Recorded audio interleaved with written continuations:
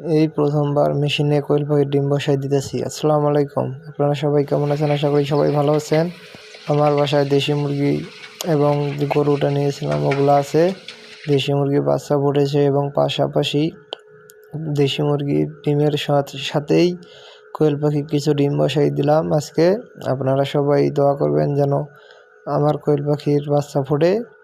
আর আমি দেশি মুরগির বাচ্চাগুলোকে কোনো ওষুধ দিচ্ছি না, আমি শুধু দেশি মুরগির বাচ্চাগুলোকে সাদা পানি এবং চিনি লেবুর পানি দিতেছি। আপনারা সবাই বিসমিল্লাহ এগুলো সাইফুল ভাইয়ের জন্য দোয়া করবেন। আপনারা যারা ওনাকে ভালোবাসেন তারা আপনারা দয়া করে ওনার বাসা কেউ যাবেন না।